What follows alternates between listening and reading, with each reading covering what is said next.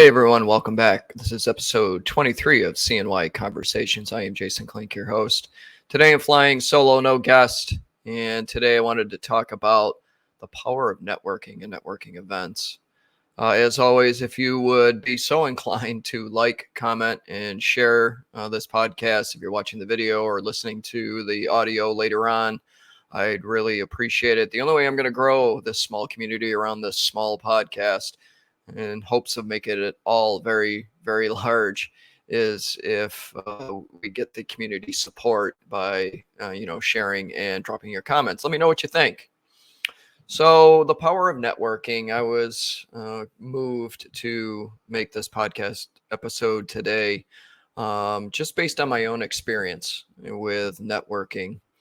Tell you a little story. So back in 2020, in the middle of the whole pandemic mess, and with extra time on my hands, I decided to create this Facebook group. And this Facebook group was going to be called CNY Business Persons and Entrepreneurs. And it wasn't a group that I had found yet on Facebook or social media. So I decided to start this group just to bring business owners and entrepreneurs together in order to support each other, share information, collaborate, mastermind, network, and just connect with each other in hopes of supporting each other's business. You know, for a couple, 2, 3 years, the Facebook group, you get a few members here and a few members there. But it wasn't a lot of activity, not a lot of interaction. Fast forward to 2022, and then the group started to build slowly but surely, and then faster and faster. We made a lot of progression to the point where we're almost at 1,500 members today. People that joined the group, business owners and entrepreneurs that joined the group, started to share it with other friends and family and colleagues that were also business owners, entrepreneurs, or wanted to be one. So in 2022, looking at how this group was growing in leaps and bounds, I decided that, I would take a page out of a former business coach that I had that put together her own networking event monthly. And it was all based around her coaching business, but she would bring in speakers and bring people together. And I thought it was a fantastic idea to be able to bring like-minded individuals together in the same spot. Now that we were past the pandemic nonsense, to all come together and start sharing ideas, sharing information, and supporting each other's business activities. So, we started out, bringing it together. And the very first networking group event was pretty well attended. I think we had somewhere around 20 or 25 people out of the group that attended. Great conversation. And just from that first networking event, I made probably 5 different beneficial connections that are still beneficial today. And these connections that I made are still very active in the group today. And ultimately, when you fast forward, now today, these connections are helping me, schedule and create other events moving forward in the future. So my goal with those networking events was to eventually, the way it started out was, we were going to do it monthly. And we'll come in monthly, and I wanted to always bring value. We spend a couple of hours, 2-3 hours in the evenings. And, I would try to bring in different speakers that were local, very local to Central New York, to speak about their business activities or their cause. So in one of the networking events that we had planned and accomplished, we even had a charity fundraiser for Reaching Lost Souls. They came in with a raffle, talked about their cause, very, very outstanding cause that helps a lot of people around Syracuse and Central New York, even Northern New York at one time. So in that case, with that networking event, we were able to give back and provide for this cause so they could continue to do their great work. Slowly but surely, this year, as we went through this year and still trying to do the monthly network events, they became less and less attended. Same 10 or 12 people came, which is great. These are the people that really engaged the most, contributed the most, and participated the most. But as we got to the last couple, learning curve, growing pains, instead of having a round robin of talking about what everybody was doing, and they made their pitches, and then it went too long, and there was too much content to really make it valuable. So we hit summertime, knowing how busy everybody's calendars get in the summer. We decided to take a pause and then reconvene and figure out a new format and a new outline for the networking events. And now we have a networking event planned, one more event for this year. And we're planning others for next year. It'll probably be a quarterly events next year, but one more event for this year. And I got a think tank of those highly active people in the group, and we started within an hour. We had mastermind what this new networking event was going to look like, how it was going to be outlined, how it was going to be structured, who was going to be speaking, not streaking, easy for me to say, and how to, provide the most value and gain the most out of this next networking event. And we're limiting it, the networking event, we're limiting to an hour. And the other hour is just socializing and gathering and mingling with everybody that might be there. So we're very excited how this networking event, this next one in November, is going to play out. And drop a comment in the video here if you're watching the video. Drop a comment and let me know how many networking events you have attended this year. How were they beneficial? What value did you get out of them? I'd be very interested in hearing. So drop me a comment. Let me know what you think about the events that you've been to this year. Because as I stream through and scroll through social media, I see more and more of these events popping up. Some of the ones I've seen are, women online that are getting together, women entrepreneurs, women business owners that are just outstanding in their fields, and they're getting together and sharing ideas and connecting with each other. I saw a networking group that was top 40 of 40 or something like that. Or top 40 of those under 40 years of age. Unfortunately, that's not me, but it's good to see these individuals getting together, because I think that 30-year-old to 50-year-old range, 30-year-old to 40-year-old range, you're really starting to get momentum when you're in the entrepreneur space and you've learned a lot of hard lessons and you have a lot to share. I did go to one networking event. I think it was earlier this year, end of last year. I can't remember, escapes me because it's kind of forgettable, but it was put together by this group that had designed an app for networking, and they'll remain nameless, but we went to this networking event, or I went to this networking event, ran into a very good friend of mine who happened to be there. But the first 20 or 30 minutes of this event was this group pitching this app and how to invest in this app to benefit you in other networking events. It was okay. And we did get to go around and kind of talk about our businesses and what we were into. But it didn't take away a lot from it. And I think you'll find that with different events. You could find that from my group's networking event. It's all about connection and making the right connections with people. Because you are the sum of the 5 people that you surround yourself with. And if you listen to a lot of personal development coaches and personal development influencers, they'll talk about how you really need to raise the temperature in the room. If you want to excel, if you want to gain traction, if you want to progress forward and progress higher and really challenge yourself, you should be putting yourself in a room with people that are more successful and that are smarter than you, so you can learn from them and absorb from them. And really that's the goal. A lot of these networking groups, we've been challenged in my networking group on Facebook, because now we're starting getting we're getting recognized and more people are seeing it, but we're getting infiltration of people outside of Central New York. We're getting an infiltration of scammers and spammers trying to get ahead.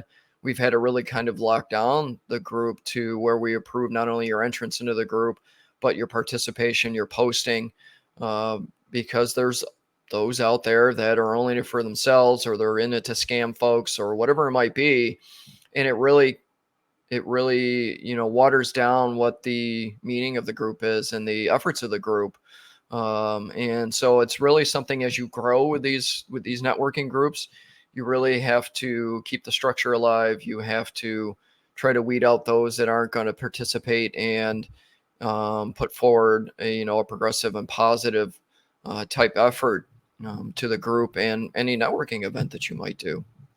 Like I said, with these networking groups, these networking events, it's about making those connections and really forging new relationships. Because if you're in business, or even if you're working a career in business, it really boils down to the relationships that you create, that you manage, and relationships that you create that last a lifetime, at least the lifetime of your business. If you're in business and you're working with clients and customers, you'll always want to come from a place of, I want that customer, I want that client for life.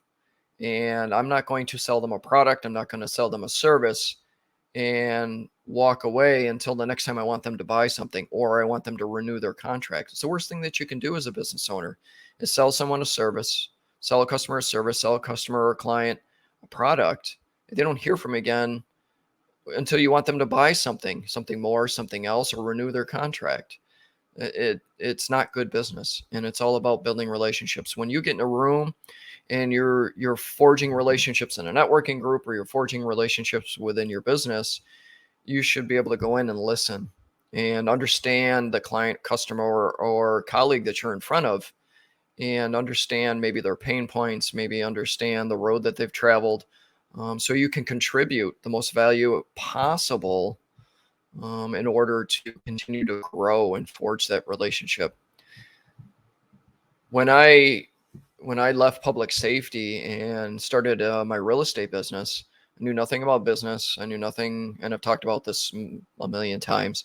Knew nothing about business and everything that goes with business: networking, branding, marketing, finance, accounting, everything, all of that ball of wax that gets wrapped up into one. I had to learn it all. In the middle of learning about business, I had to learn about business development and personal development, which brought me to where I am today, and running my own business venture, my own company, running a real estate business, because I got out of that hamster wheel of civil service where it was just the same shift every single day and working overtime, hopefully getting to the end and getting a retirement that was very unfulfilling. And I think business owners and entrepreneurs are a different breed, and they look at the world in a different lens. And hopefully you're in business to see how you can help the most and bring the most value to the most, because with networking and in business and connections, there's no boundaries anymore. With this wonderful thing called social media and the internet, we have no boundaries anymore. So you can legitimately start a business and make it global in a matter of time. You have to work twice as hard at it, but you're able to connect with people all over the world. My former podcast, at the coffee table, I was able to connect with people globally. I did an interview with a young lady in England that had her own UAS, or drone, first responder drone company. How cool is that? I was able to do a podcast with a young man in Germany that he had a podcast, I had a podcast, and we swapped episodes. How cool is that? So, if you're looking to connect with people that maybe have gone down the same path as you, maybe have learned lessons in business or entrepreneurship that you're looking to learn, these networking groups, even just a Facebook group, go through Facebook and look for the groups that you might want to belong to. Because of my public safety technology business, I'm part of several groups on LinkedIn and on Facebook that allows me to connect with professionals within public safety, even before, or more groups now than before when I was working in public safety. So I've made outstanding connections. I've been able to share the value of the information of my business to public safety leaders in order to keep progressing forward and bring this value to them, and show them the service that we're providing. So, I strongly encourage you, if you haven't got out of your comfort zone and started networking and being part of groups, even if it's just a mastermind group, the power in collaboration and masterminding, if that's a word, masterminding, it is so large. You can get with 3, 4, 5 people and discuss a topic and come up with several different ways to really progress that topic forward, whatever it might be, outlining and structuring and putting the gears in motion, either to improve a business or progress a business forward or start a new business. Even in my working career over the last 4 or 5 years, I've been part of some collaborations and think tanks in order how to progress the business forward and to do the most good by the most people. So I'd love to hear your comments. Drop a comment on this and let me know, have you participated in mastermind groups? Have you participated in collaborative groups? And how did that work out for you? I know there's the profound, again, easy for me to say, profound mastermind group here locally in central New York, started by three philanthropists and extremely successful business owners, one of them being Adam Weitzman, that are bringing in local business owners that want to excel, they want to progress forward, and showing them the path forward, but also sharing their ideas, sharing the growth they went through, sharing their pain points. How outstanding is that? And I've always joked that, you have to make an investment to go into profound. So with that though, I wanted to find a way to make a small investment just to be a fly on the wall, just to listen and absorb, not even participate, because I think there'd be extreme value in that. And you know what, realistically, it doesn't matter if you're working a career, it doesn't matter if you're a business owner or an entrepreneur. You should always be looking for a way to grow, a way to work up that career ladder, a way to expand your business into a whole new stratosphere. If you're sitting idle, your business is not growing, your career is not growing, and that can get very empty, and that can get very unfulfilling, unmotivating. So these type of groups, these type of events really can get your juices flowing and your creative juices flowing in order to really start to progress forward.